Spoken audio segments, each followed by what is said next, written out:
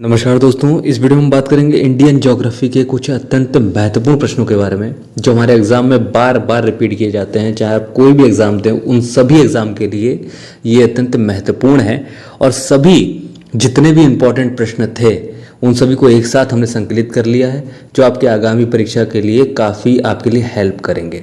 तो बिना समय व्यर्थ किए हुए हम प्रश्नों की शुरुआत करते हैं और आप बीच बीच में हम इन प्रश्नों के साथ में कुछ और भी प्रश्नों को ऐड कर लेंगे जो बीच बीच में आते जाएंगे हमें। तो आप वीडियो को पूरा देखिएगा ध्यान से ताकि आप एक एक प्रश्न का सही उत्तर आप आसानी से जब आपकी परीक्षा में हो तो अब आप लगा सकें। तो बिना समय व्यर्थ किए हुए हम सबसे पहले प्रश्न की बात करते हैं कि अंडमान निकोबार द्वीप समूह कहाँ स्थित है। तो वो कहाँ स्थित है? बंगाल की खाड़ी में। अंडमान निकोबार द्वीप समूह कहाँ स्थित है? बंगाल की खाड़ी में। अच्छा, अंडमान निकोबार द्वीप समूह की सबसे ऊंची चोटी कौन सी है? तो वो सैडल पीक है। स्थित कहाँ पे है? बंगाल की खाड़ी में। सबसे ऊंची चोटी अगर बात कर देंगे तो वो कौन सी है? Saddle peak.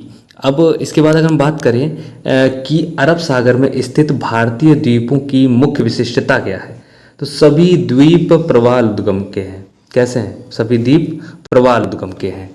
तो अंडमान निकोबार द्वीप समूह कहाँ स्थित है? बंगाल की खाड़ी में। अंडमान निकोबार की सबसे ऊंची चोटी कौन सी है? Saddle peak. और अगर बात करें कि मुख्य विशिष्टता क्या है तो वो कैसी है? प्रवाल उद्गम है। कैसी है? प्रवाल उद्गम के हैं। अच्छा, अरावली पर्वत श्रेणी का सर्वोच्च शिखर क्या कहलाता है? गुरु शिखर कहलाता है। हम सभी जानते हैं कि अरावली पर्वत श्रेणी का सर्वोच्च शिखर क्या कहलाता है और ये इंपॉर्टेंट है, कई बार प्रश्न पूछा भी जा चुका है एग्जाम में कि अरावली पर्वत श्रेणी का सर्वोच्च शिखर क्या कहलाता है। तो वो क्या कहलाता है? हमारा गुरु शिखर कहलाता है। अच्छा, एक और की अगर बात करें कि आदम का पुल किन दो देशों के मध्य स्थित है, तो आदम का पुल अगर बात करते हैं तो भारत और श्रीलंका के मध्य स्थित है। आदम का पुल किन दो देशों के मध्य स्थित है, तो वो भारत और श्रीलंका के मध्य स्थित है। और दुनिया का सबसे बड़ा मरुस्थल तो हम लोग सभी जानते हैं कौन सा है? सहारा मरुस्थल है। कौन सा है? सहारा मरुस्थल। अच्छा, इसके बाद बात करते हैं कि आवो जनजाति किस राज्य में सबसे संबंधित है? असम राज्य से। आवो जनजाति सीटेट के लिए इंपॉर्टेंट है इस वर्ष के लिए भी, सीटेट 2023 के लिए, कि आवो जनजाति किस राज्य से संबंधित है, तो वो असम राज्य से। असम राज्य पढ़ लें, कश्मीर पढ़ लें, जम्मू कश्मीर पढ़ लें, बहुत मोस्ट इंपॉर्टेंट है सीटेट वालों के लिए। इंदिरा गांधी राष्ट्रीय उद्यान अकादमी कहाँ है? तो इस इंदिरा गांधी राष्ट्रीय उद्यान अकादमी कहाँ है? फुर्सतगंज में, उत्तर प्रदेश में है, जो कि फुर्सतगंज उत्तर प्रदेश। इसके बाद बात करते हैं कि ईश्वर का निवास स्थान किस नगर को कहा जाता है? प्रयाग नगरी, इलाहाबाद को। किसको? प्रयाग नगरी, प्रयाग को कहा जाता है ईश्वर का निवास स्थान बोला जाता है। इसके बाद अगर हम बात करते हैं कि कर्क रेखा किन राज्यों से होकर गुजरती है, तो हम सभी जानते हैं किन राज्यों से गुजरती है। तो एक ट्रिक है इसकी, मगरमच्छ झपट नाम से। इससे क्या हो जाए? मगरमच्छ झपट, झपट। तो इसमें क्या है कि माँ से क्या हो जाएगा? माँ से मध्य प्रदेश। गा से क्या हो जाएगा? तो गा से गुजरात। और रा से क्या हो जाएगा? रा से राजस्थान। झा से क्या हो जाएगा? झा से झारखंड। पा से पश्चिम बंगाल। और ता यहाँ पे टा है तो ता गले त्रिपुरा। और माँ से एक और अगर बात करते हैं तो वो मिजोरम। फिलहाल इस बात से ऐसे हम लोग याद कर ले रहे हैं कि राजस्थान, गुजरात, मध्य प्रदेश, छत्तीसगढ़, झारखंड, पश्चिम बंगाल, त्रिपुरा और मिजोरम। कौन कौन से? राजस्थान, गुजरात, मध्य प्रदेश, छत्तीसगढ़, झारखंड, पश्चिम बंगाल, त्रिपुरा, मिजोरम, झारखंड। फिर से एक बार पढ़ लेंगे हम लोग किसको? राजस्थान, गुजरात, मध्य प्रदेश, छत्तीसगढ़, झारखंड, पश्चिम बंगाल, त्रिपुरा, मिजोरम। राजस्थान, गुजरात, मध्य प्रदेश, छत्तीसगढ़, झारखंड, पश्चिम बंगाल, त्रिपुरा, मिजोरम। ठीक। अब इसके बाद हम बात करेंगे कि कार्डमम पहाड़ी या इलायची। कार्डमम हम सभी लोग जानते हैं कि या इलायची की पहाड़ी कहाँ पे? कार्डमम किसको कहते हैं? इलायची को बोलते हैं। या कार्डमम की पहाड़ी या इलायची की पहाड़ी कहाँ स्थित है? तो केरल में। कहाँ पे? केरल में। कार्डमम की पहाड़ी या इलायची की पहाड़ी कहाँ पे स्थित है? तो वो कहाँ पे है? केरल में। कहाँ पे? केरल में। अब इसके बाद कावेरी जल विवाद किन दो राज्यों के बीच में है? तो कर्नाटक और तमिलनाडु। कावेरी जल विवाद, कावेरी जो जल विवाद है कावेरी नदी का, वो किन राज्यों के बीच में, कर्नाटक और तमिलनाडु। अभी हाल ही में किसकी सरकार बनी है कर्नाटक में, आप लोग कमेंट बॉक्स में लिख के बताएंगे। किस देश के साथ न्यूमूर द्वीप का कारण भारत का विवाद है, कौन से न्यूमूर द्वीप के कारण किसका भारत का विवाद है, तो बांग्लादेश के, हमारे पड़ोसी देश बांग्लादेश के साथ में न्यूमूर द्वीप के कारण भारत का विवाद चल रहा है उस पर। किस नदी को बिहार का शोक कहा जाता है, तो कोसी नदी को। किसको, कोसी नदी को। हांगो नदी को किसका शो कहा जाता है, तो चीन का हांगो नदी। ठीक है, अगर दामोदर हुगली विश्वासघाती नदी, ठीक, दामोदर नदी पश्चिम बंगाल।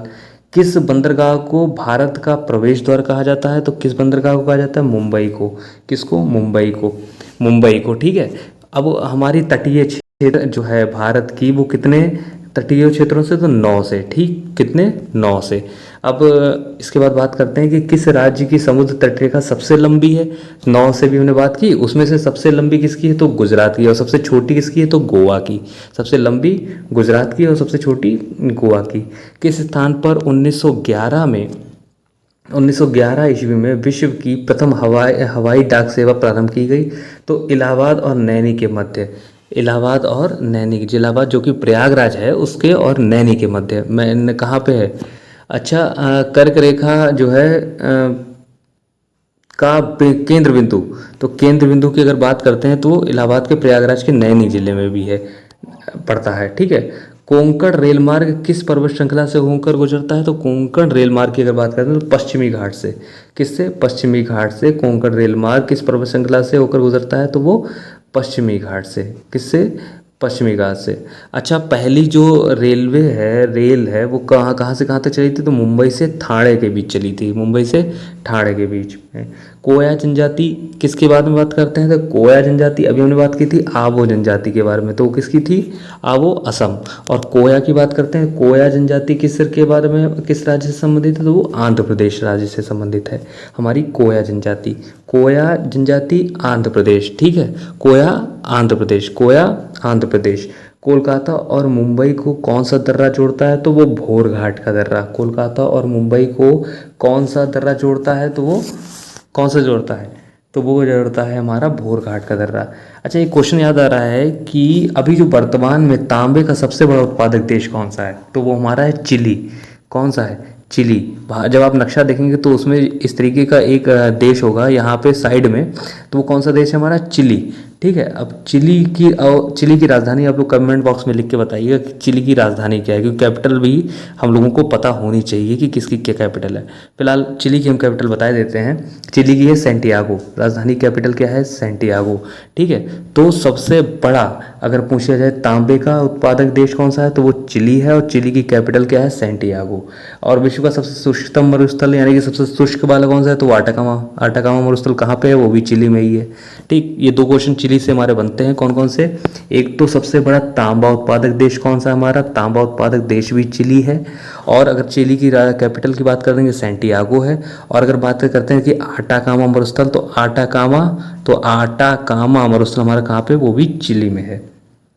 ठीक, नेक्स्ट क्वेश्चन की अगर हम बात करते हैं, नेक्स्ट क्वेश्चन की बात करते हैं, कौन सा बंदरगाह भारतीय सामुद्रिक व्यापार का पूर्वी द्वार कहलाता है, तो वो कौन सा बंदरगाह कहलाता है, कोलकाता का हल्दिया। कौन सा बंदरगाह भारतीय समुद्री व्यापार का पूर्वी द्वार कहलाता है, तो वो कौन सा है, कोलकाता का हल्दिया। अब इसके बाद हम नेक्स्ट क्वेश्चन की बात करें, कौन सा महत्वपूर्ण अक्षांश, तो 23 डिग्री 3 के उत्तर, ये हमारा 2 भागों में बांटता है। ठीक है, 2 भागों में बांटता है 23 डिग्री 3 का कौन सा महत्वपूर्ण अक्षांश, तो 2 भागों में उत्तर में बांटता है। अब कौन सी नदी बंगाल का शो, अभी देखिए हम बात कर रहे थे कि बंगाल के शो की, तो बंगाल का शो कौन सा है, दामोदर नदी।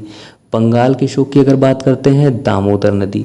बिहार के शोक की बात करते हैं तो वो कौन सी है, कोसी नदी। कौन सी, कोसी नदी कोसी नहीं है, ठीक है, कोसी नदी। और अगर हम बात करते हैं कि चीन के, तो वो हांगो नदी। कौन सी है वो, हांगो। अब कौन सी नदी भ्रंश द्रोणी से होकर गुजरती है, तो भ्रंश इसकी होती है नर्मदा नदी। भ्रंश द्रोणी से होकर गुजरने वाली कौन सी नदी है, नर्मदा नदी। अब इसके बाद नेक्स्ट क्वेश्चन की अगर हम बात करें, कौन सी पर्वतमाला सह्याद्री के नाम से जानी जाती है? तो कौन सी पर्वतमाला सह्याद्री के नाम से जाती है? पश्चिमी घाट की। कौन सी? पश्चिमी घाट की क्या पर्वतमाला सह्याद्री के नाम से जानी जाती है। क्षेत्रफल के अनुसार सबसे बड़ा जिला कौन सा है? तो क्षेत्रफल के अनुसार सबसे बड़ा जिला भारत में गुजरात का कच्छ है। जंगली गधों के लिए कौन सा फेमस है, ये आप लोग कमेंट बॉक्स में लिख के हम लोगों को बताएंगे, हमें बताएंगे कि जंगली गधे के लिए, एक सींग वाले गेंडे के लिए कौन सा, कहाँ का है एक सींग वाला गेंडा कहाँ पाया जाता है और जंगली गधे कहाँ पाए जाते हैं। ये दोनों क्वेश्चन आप लोग गुजरात से संबंधित है और इसमें से तो आप लोग कमेंट बॉक्स में लिख के बताएंगे। अब हम इस बात करते हैं कि क्षेत्रफल की दृष्टि से भारत का विश्व में कौन सा स्थान है? तो वो 7वां स्थान है। क्षेत्रफल की दृष्टि से भारत का विश्व में 7वां स्थान, और जनसंख्या की दृष्टि से अब हमारा विश्व में प्रथम स्थान। भारत और विश्व में जनसंख्या मतलब जो है प्रथम स्थान हो गया, और पूरे विश्व की जनसंख्या अगर बात की जाए तो लगभग 7 अरब से ज़्यादा है। कितनी? 7 अरब से ज़्यादा है। और क्षेत्रफल की दृष्टि से भारत के 3 बड़े राज्यों का नाम क्रम क्या है? तो क्रम सबसे पहले तो राजस्थान, देखिए राजस्थान सबसे बड़ा राज्य है क्षेत्रफल की दृष्टि से, ठीक। उसके बाद मध्य प्रदेश और महाराष्ट्र, यूपी नहीं है। राजस्थान, मध्य प्रदेश और महाराष्ट्र ये क्षेत्रफल की दृष्टि से सबसे बड़े राज्य हैं। अब इसके बाद बात करते हैं कि खरीफ की फसल कौन सी होती है। तो खरीफ की हम लोग जानते हैं कि खरीफ की फसलें कौन कौन सी होती हैं, तो वो कौन सी होती हैं? ज्वार, बाजरा, मक्का, चावल, तिल। कौन कौन सी होती हैं? फिर से हम लोग बात करते हैं, ज्वार, बाजरा, मक्का, चावल, तिल। ज्वार, बाजरा, मक्का, चावल, तिल। ज्वार, बाजरा, मक्का, चावल, तिल। तिल, चावल, मक्का, बाजरा, ज्वार, यानी कि ज्वार, बाजरा, मक्का, चावल, तिल। ज्वार, बाजरा, मक्का, चावल, तिल। ज्वार, बाजरा, मक्का, चावल, तिल। ज्वार, बाजरा, मक्का, चावल, तिल। ये हमारी कौन सी हो गई? खरीफ की फसलें हो गई।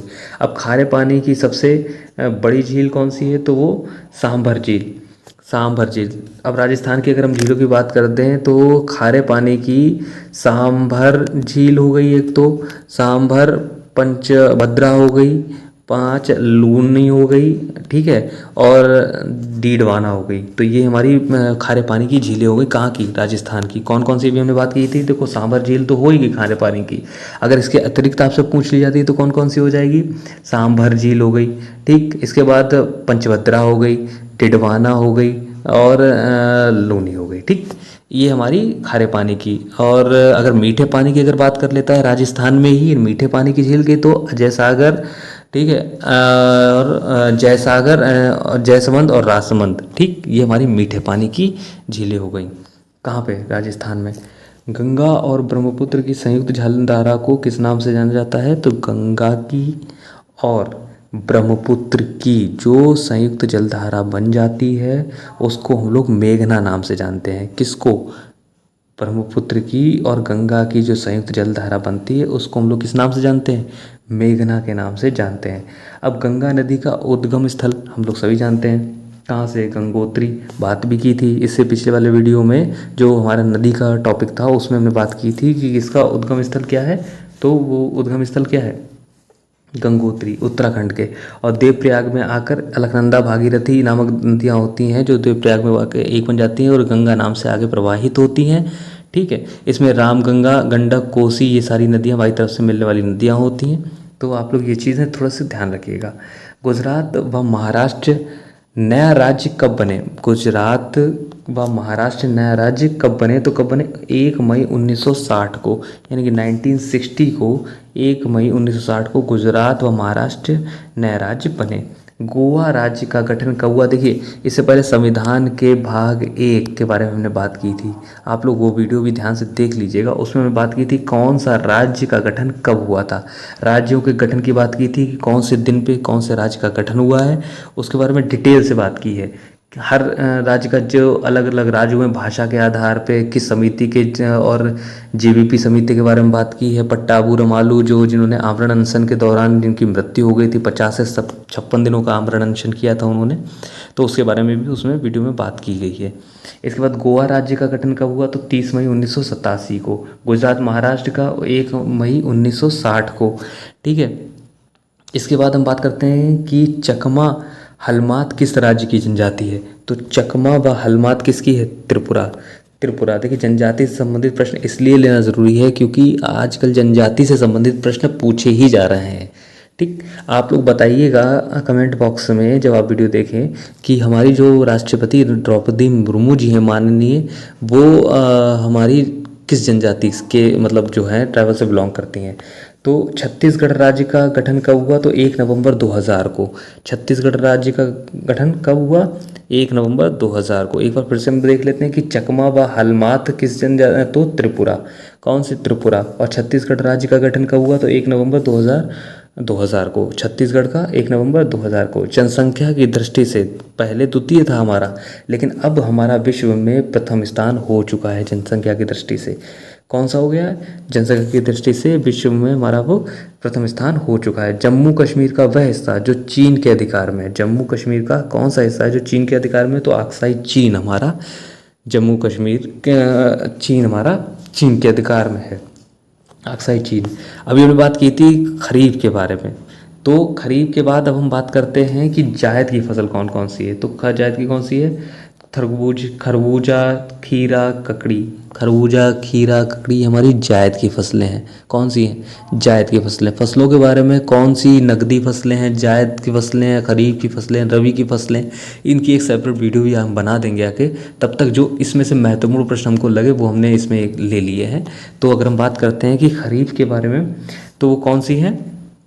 जायद की अगर फसलों के बारे में बात करते हैं तो कौन सी हैं? खरबूजा, खीरा, ककड़ी, ये हमारी कैसी हैं? जायद की फसलें हैं। अगर बात करते हैं जावर की खान किस खनिज के लिए प्रसिद्ध है, तो जावर की खान की अगर बात करेंगे तो जस्ता, जावर जस्ता, जावर जस्ता, जावर जस्ता, जावर की खान बहुत मोस्ट इंपॉर्टेंट है। ये पूछा गया है एसएससी में, कई बार पूछा गया क्वेश्चन कि जावर की खान, जावर की खान के बारे में बात है। जावर की खान किस खनिज के लिए प्रसिद्ध है? तो जस्ता उत्पादन के लिए। किस खनिज के लिए वो प्रसिद्ध है? तो वो जस्ता उत्पादन के लिए। अभी हमने जायद की बात की थी, जायद की फसल कौन सी है? तो वो खरबूजा, खीरा, ककड़ी हो गई। अगर हम बात करते हैं कि गन्ना, अगर गन्ने के लिए अगर बात करते हैं तो गन्ना कौन सी हमारी फसल हो गई? तो वो हमारी हो गई नकदी फसल। ठीक है, अब नकदी फसल की अगर हम गन्ने की बात कर रहे हैं तो गन्ने से एक संबंधित आप लोग बात कर लीजिएगा, गन्ने में कौन सी शुगर होगी? शुगरोज होगी। और दूसरी बात एक और है, इसको अगर बात करेंगे तापमान इसके लिए कितना होना चाहिए, जैसे कि गन्ना के अगर विकास के लिए तापमान कितना होना चाहिए? तो 15 से 20 डिग्री के आसपास का इसका तापमान हमें चाहिए ही है, टेम्परेचर। ठीक, अब इसके बाद बात करते हैं कि जोजिला दर्रा। जोजिला दर्रा किस राज्य में स्थित है? तो जोजिला दर्रा हमारा है जम्मू कश्मीर राज्य में स्थित है। कौन से राज्य में स्थित है? जम्मू कश्मीर राज्य में स्थित है जोजिला दर्रा। और झेलम जो है वो कहाँ पे है? ये भी आप लोग लिख के बताइएगा। ठीक है, झेलम, रावी, सतलज, ब्यास किन की सहायक नदियाँ हैं, ये आप लोग कमेंट बॉक्स में लिख के। हालांकि हमने इस वीडियो पिछले जो वीडियो नदी का था उसमें बात की है इसके बारे में, तो आप लोग देख लीजिएगा एक बार वीडियो। फिर भी नेक्स्ट क्वेश्चन के बारे में बात करते हैं कि झारखंड राज्य निर्माण कब हुआ? झारखंड की ये बात करते हैं तो 15 नवंबर 2000 को। किसका राज्य का निर्माण हुआ? तो झारखंड का। अच्छा, टिहरी बांध किन नदियों के संगम पर है? तो भागीरथी और भिलंगाना नदी के। टिहरी बांध किस नदी पे संगम है? तो भागीरथी और भिलंगाना पे, भिलंगाना की नदी के पर स्थित है। अब जनजाति से संबंधित एक और प्रश्न की हम चर्चा करेंगे, टोडा। टोडा जनजाति कहाँ पाई जाती है? तो नीलगिरी की पहाड़ियों में। नीलगिरी की पहाड़ियाँ कहाँ तक फैली हुई हैं? तो केरल, कर्नाटक और तमिलनाडु। केरल, कर्नाटक और तमिलनाडु तक नीलगिरी की पहाड़ियाँ फैली हुई हैं।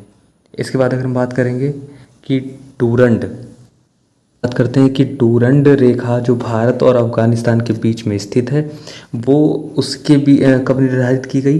तो पहली बात तो ये है कि भारत और अफगानिस्तान के बीच में कौन सी रेखा स्थित है? तो वो डूरंड है। कब निर्धारित की गई? 1896 में, 1896 में। अच्छा, एक और बात, भारत और पाकिस्तान के बीच में जो रेखा है वो कौन सी है? रेड क्लिफ को रेखा है। कौन सी है? वो रेड क्लिफ है। डूरंड कौन सी है? डूरंड भारत और अफगानिस्तान के बीच में है। रेड क्लिफ भारत और पाकिस्तान के बीच में। डेल्टा ना बनाने वाली भारत की सबसे लंबी नदी कौन सी है? तो वो डेल्टा ना बनाने वाली भारत की सबसे लंबी नदी है हमारी नर्मदा नदी। डेल्टा ना बनाने वाली भारत की सबसे लंबी नदी नर्मदा नदी।